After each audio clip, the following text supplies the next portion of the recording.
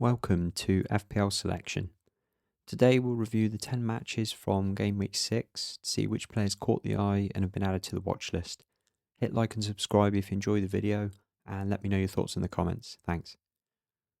So first up, Brentford 3, United 1. Deserved win for Brentford. United were very poor at both ends and it could have been a lot worse, but for a few good saves from Bayindir. Brentford's chances mostly sort of came from set pieces and crosses, but the goals that did eventually come were from mistakes in the United defence, just really basic errors, and there was a late counter-attack goal for Brentford. Thiago took his first goal really well. He was in the right place to get the tap in for the second as well. He's quietly the second top scorer so far this season, which surprised me when I saw that, without really playing that well. So I think he's one to keep an eye on. Brentford have a good fixture run in a few weeks' time, so a 6 million forward on penalties could be a nice sort of budget option if you need a lower price striker. Vandenberg, who I've sort of talked about quite a bit, he's not hitting the same DEFCON numbers as he was in the opening few weeks. It is off-putting on him now, but he was heavily involved in the attack with the set pieces and crosses. He was unlucky not to score on a couple of occasions. So we want to keep an eye on, because if he can put it all together, get the DEFCONs consistently and have that threat at set pieces. 4.5 with some nice fixtures. Still keeping an eye on him anyway. Fernandes missed his penalty. He had a poor game as well, along with the rest of the United team. But again, he was only one away from it in the DEFCON, and he did get the penalty. So, that's 3 penalties this season United have got. And if he does stay on them, he's still a great pick because he's getting those opportunities to score the points. I'm just a bit worried that, maybe he will be taken off of those penalties now. And if he is taken off the penalties, I would assume Mbeumo would be next in line. He has a very good record. So, yeah, he might be the one to look at if, we see the penalties go over to him. He was quiet this week, but he was in the right place and got fouled for the penalty. So, he still keeps popping up in the right areas, and I think the goals will come. And if he gets penalties added, then it'll be a no-brainer to pick him over Fernandes. Then Chelsea 1, Brighton 3. Another red card for Chelsea this week. So again, difficult to take too much away from the game. A couple of late goals for Brighton, swung it in towards them. We saw Fernandes got himself another goal. That's 3 for the season. He's always getting himself in the box to get on the end of crosses, and even more so when Palmer isn't there, he seems to step his game up a little bit and try to be that extra body in the box. He's probably on penalties too if Palmer is out. So I think at 6.7, he's worth a look, because Chelsea have a nice little fixture run coming up in Game Week 8. And if Palmer's out, then that will certainly, improve Enzo's chances of getting some returns. Then Pedro, he's had a couple of quieter games recently, but I think that's more down to the red cards. He certainly, played well in the games, doing the best he can as sort of a lone front man. And obviously it's made it very difficult for him to get anything out of those games. We've got Liverpool next, but after that Chelsea have got a good run of fixtures, so I think he'll be back amongst the goals soon enough, because, they're going to need him to be the main source of goals, especially when Palmer's out.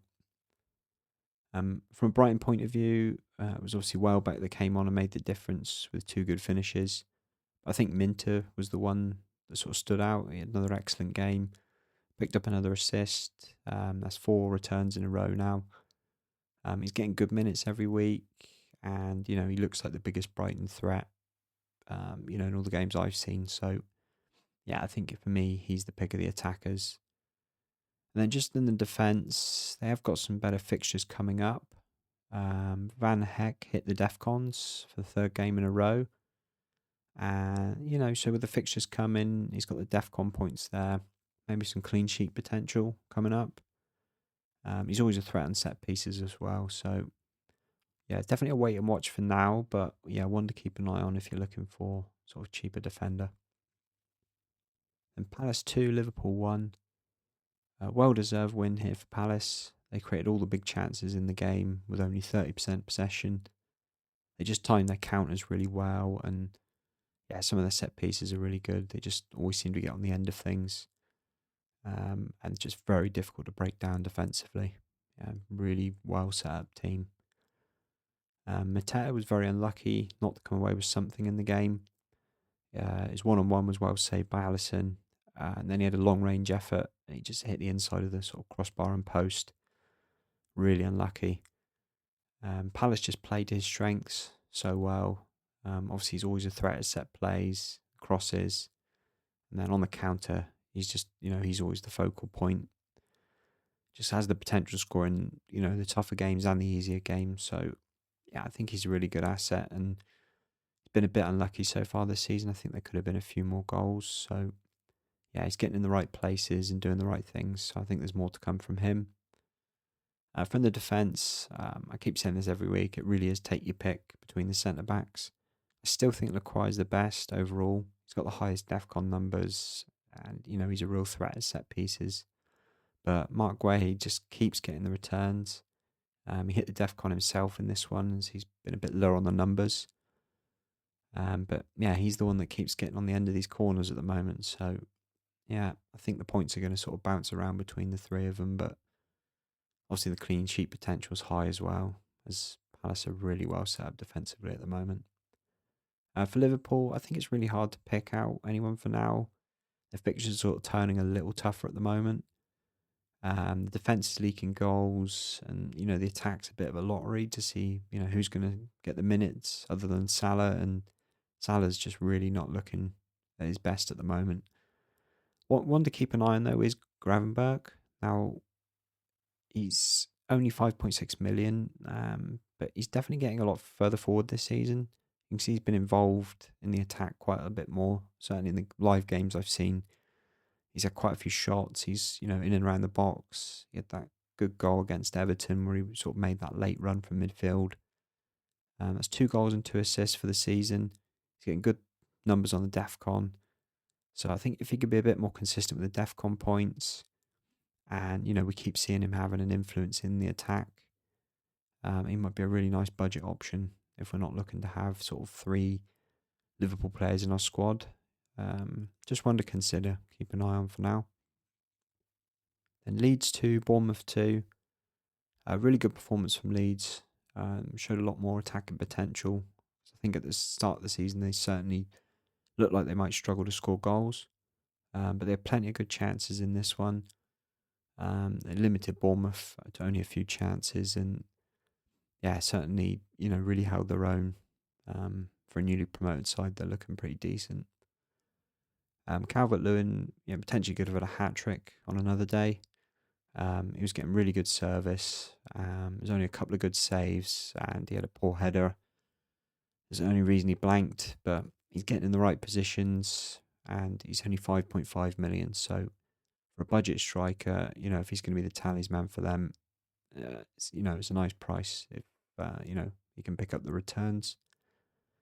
And then from the defence, Rodon got himself a goal. He's hitting decent DEFCON numbers most weeks. So, yeah, he's definitely one of the better 4 million options. And, yeah, nice to see a goal from a set piece. And, yeah, it's good to see for your bench if you've got those cheap players that can have the potential there to get your points. And then for Bournemouth, Semenyo again, he's just, been so consistent so far this season.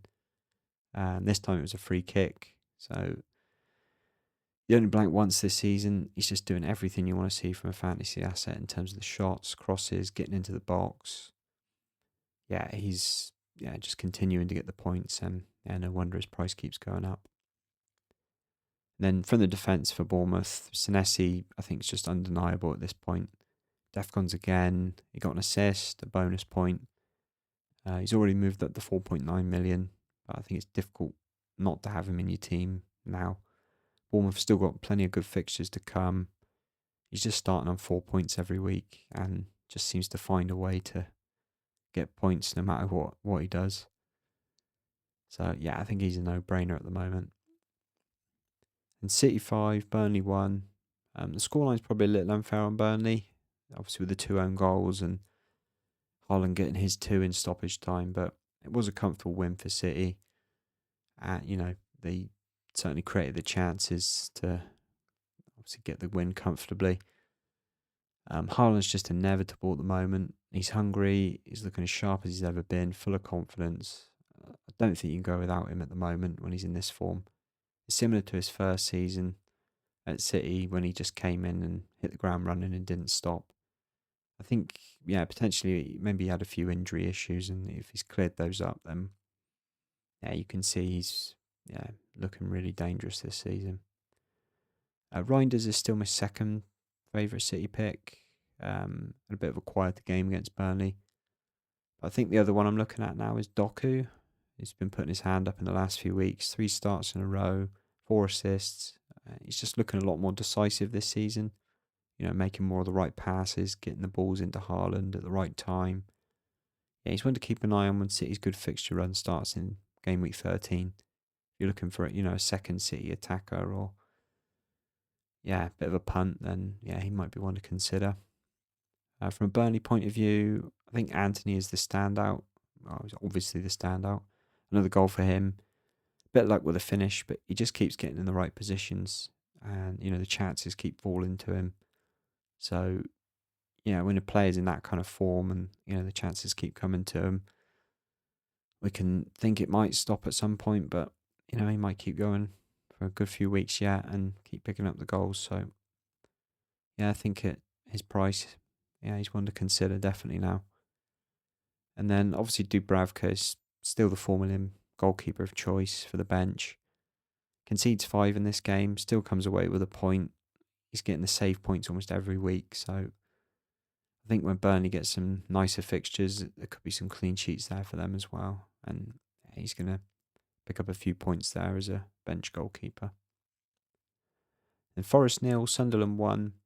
A classic 1-0 away performance this. Sunderland went in front and just sat back and defended. Forest had a lot of good chances, but they're just a bit wasteful, to be honest. They're really not looking good defensively, though, Forest. Obviously, Ange coming in is never going to help that, but I just don't think you can touch any of their defensive assets at the moment. And then the attacking options, they've got so many options. I think they've got 3 or 4 sets of wingers. They've obviously got the 2 forwards now. Awoniyi's in the background there somewhere, so it's 3 really. It's going to take a few more weeks to see, who the clear first choice options are. The only one I'd pick at the moment would be Anderson from the midfielders. He's hit DEFCON again in this one, and he's getting forward a lot more now under Ange. So I think he had 4 shots in the game, 5.5 million, starting on 4 points every week. Yeah, very good. And some attacking potential as well in this team. From a Sunderland point of view, defences look really good in the opening 6 games. I think they're 6th lowest overall for expected goals against. The goalkeepers picked up plenty of save points and bonus roofs. They've got some tougher fixtures to come, so we may see the stats sort of not look so good in a few weeks' time. But I think if you're looking for a 4.5 keeper, he's one to consider. I think now because you're seeing they're a decent defence and he's picking up the points. But I think looking at their defence, I think Alderete as a 4 million defender is probably the pick. Obviously, it's easy to say that after a 17-pointer, but I have been calling him out every week since I saw his debut. DEFCON's in his last 4, and he's been very close in the other games to hitting it as well. Obviously, got his goal in this one. He's been threatening to score from set pieces almost every match. And I think he could well be the pick of all the 4 million defenders, just for that combination of decent defence, DEFCONs and goal threat. And outside the defence, I think Xhaka is continuing to get the returns. Called him out last week as someone that's quietly racking up the points. He's got 3 assists for the season. He's at DEFCON 4 times. So if you need a cheap 5 million midfielder, he has to be on that list of options, I think, to consider now with Dewsbury Hall and Stack. And Spurs 1, Wolves 1. Fair result in the end. Spurs had the better chances in the first half, but Wolves came out and played really well second half. And they'll be disappointed they didn't hold on for the win. I think Kudus was the brightest of the Spurs attackers. He had some good efforts on goal. We had 1 disallowed for offside. He's just a real threat on that right-hand side. He cuts in on his left foot, puts in some really good balls into the box, gets his shots away, and he's just getting the good minutes in every game. I think for defensively, Romero's still the pick. He's the only one that's probably going to start every game. Spurs have the 7th lowest expected goals against. They've only conceded 4 goals this season as well. So, yeah, I think their fixtures will get tougher fairly soon. But I think if you're looking for a longer term option, then potentially you could go Romero, set and forget. For Wolves, it was good to see Strand Larsen get minutes, and they've got some good fixtures coming up. So, when he's fit, he's going to be their talisman. And yeah, I think, there's some potential there for points. It looks like he's, going to get more minutes now. And we also saw a good game from Arias. He was involved in all of Wolves' good attacking play, had a few efforts on goal, and he set up the chance for Bueno late on that probably should have scored. One to watch, only 5.2 million. I think they've got Sunderland and Burnley in the next 3, so yeah, some decent fixtures there if you fancy a bit of a punt. And Villa 3, Fulham 1. Slow start again for Villa, but we finally saw something closer to what we used to from them in the second half. Some well-worked goals. I think Fulham did play well in the first half, but the 2 quick goals from Villa just sort of killed the game in the second half. We saw Watkins get his first goal of the season. Yeah, he's a very streaky player generally, so I think we'll expect to see a few goals from him, especially now everyone's sold him in FPL as well. It was a good finish to end his drought. And then Buendia came on and was really effective in the game. He's been getting some good minutes this season. Obviously got his goal and assist in this one. He's only 5.3 million, so yeah, another nice cheap option. So worth keeping an eye on him. If Villa can keep up this, turn in form, then potentially if he gets the minutes, then there might be some returns there. From a Fulham point of view, I think King was the standout player. He looks like a real talent. He's just able to turn in small spaces. He travels with the ball at speed. But, he's always got the composure to play the right passes. He gets into shooting positions. Made some nice runs as well and beyond the defenders. So if he keeps playing like that, he's going to start every week, no doubt about it. At 4.5 million, yeah, I think he's the perfect 8th attacker if you're looking to play only 4 in midfield. And yeah, he looks like a real player. And then defensively, Anderson, again, hit the DEFCONs. That's 5 out of 6. 3 points from a 3-1 loss. Still very good for 4.5 million. Fulham have got a few tougher fixtures to come in the next 3. But when the clean sheets, potential starts coming round, I think Anderson's going to be a popular transfer in. Because, that DEFCON plus clean sheet, 4.5. Yeah, that's going to be very popular, I think, in the coming weeks. The Newcastle 1, Arsenal 2. It was a late winner for Arsenal, but to be honest, they had a lot of chances during the game. Potentially could have been ahead much earlier. Newcastle, they were sort of happy to sit back and they didn't offer too much threat going the other way. Obviously, Voltemade got the first goal. Didn't have the best of games, but, he did get himself another goal. 18 points in 3 games is a really decent return for 7 million. They've got some nicer fixtures coming up now, Newcastle, so I think the attackers will be of interest. And if he keeps playing centre forward and getting the goals, then, yeah, he might be the one to go for. Pope had an excellent game and, to be honest, kept Newcastle in it and kept them in front for a long time. He had 5 saves in the game. That's 4 clean sheets in 6 for Newcastle. Like I said, they've got a kind of run of fixtures coming up, so I think he's probably the safest for minutes in defence, especially now Livramento's injured. I think that means Burn might play left back a little more often, so I think, Pope's probably the one to go for in the Newcastle defence. Now, from an Arsenal point of view, obviously Gabriel again showed why he's always a popular pick. He's got that threat at set pieces. You also hit the DEFCON in this one comfortably. If he can start doing that, most weeks, and obviously the clean sheets that will come with it with Arsenal, he's going to be, close to essential, I think, especially with that threat for the goals as well. But yeah, one to monitor there, I think, at 6 million. It's still, for me, quite expensive if you're not hitting the DEFCONs every week. But obviously, those clean sheets will soon add up if Arsenal go on a little run. Then, from an attacking point of view, I think Gyökeres is likely to be the one. He's looking sharper every week. He's getting in the right areas. Arsenal have had some tough fixtures in the opening 6, so I think when he comes up against a few of the weaker defences, there'll be a few more chances come his way, and yeah, I won't be surprised to see him rack up a few goals in the next few weeks, and we think he's potentially the penalty taker as well, so I think we're going to see a few more returns from him in the coming weeks. Then Everton won, West Ham won. Everton will feel they deserve the win, as they create the better chances in the game. But West Ham, created a few good chances themselves. They had more shots overall.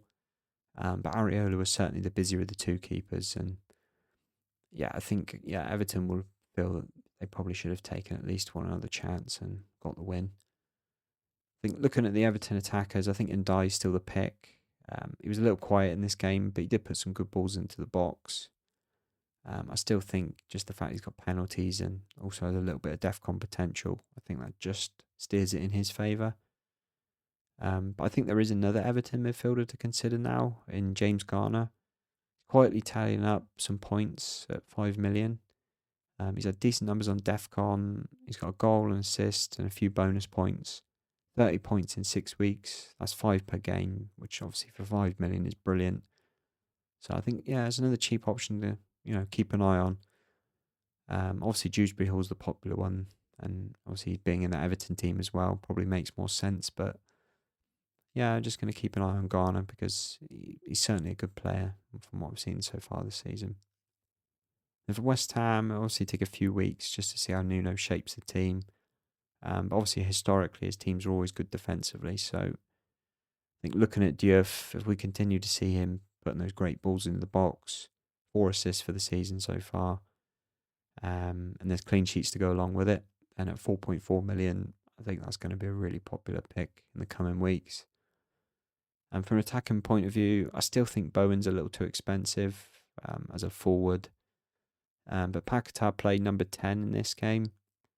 I can see, him playing a similar role to Gibbs White that was at Forest, just bursting into the box and, being involved in everything in the attack.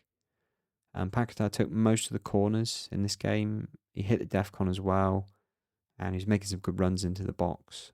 So I think he was already looking like a decent asset.